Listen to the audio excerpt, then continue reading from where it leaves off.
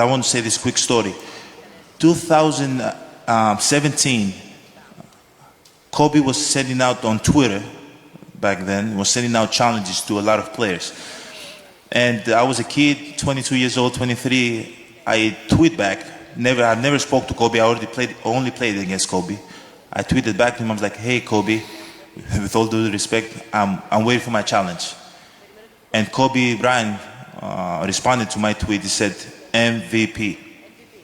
You know, I remember where I was. I was in Oaxaca. It was right before the national team game, and I was sitting in my chair. And I was like, oh, "MVP!" Like Kobe Bryant thinks that I can be the MVP.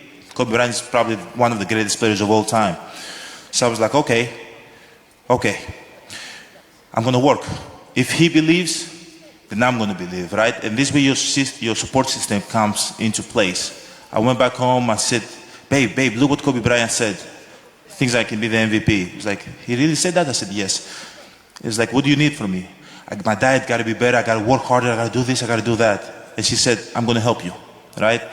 So she, for months, after months, she cooked for me and my brother, you know, and then I had this water bottle with me all the time that in the cup, it said MVP, all right? So I used to see it all the time, MVP, MVP, MVP, every single day, right? And I had this thing on the wall that said MVP. Every day I walked out of my house, I saw those 3 letters. Long story short, right now that I'm speaking, in real life, it took 2 years, but let's say long story short, 2 years later, I won the MVP, right? Yeah.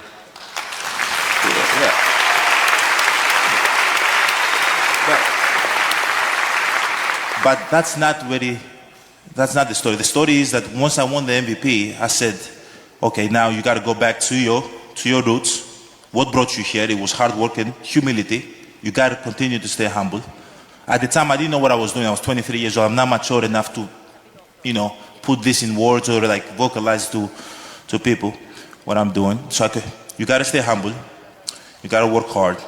And once I went and took the trophy, and there was like 20,000 people outside the city of Milwaukee, I said, guys, please do me a favor. Don't call me MVP until I win another one. Okay? So the next year, what happened? I won another one.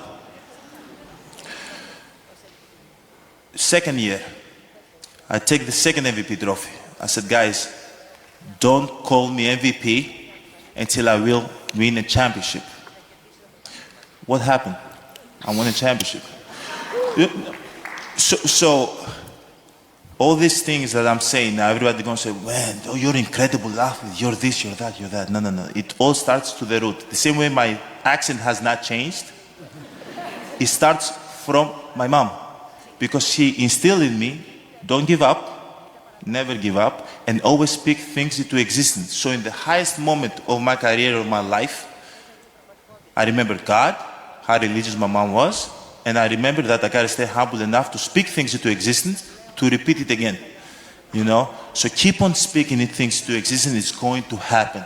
Even it might be, if you speak negative things might happen too. So try to speak it to yourself in a positive way and have self-belief, and things tend to work out.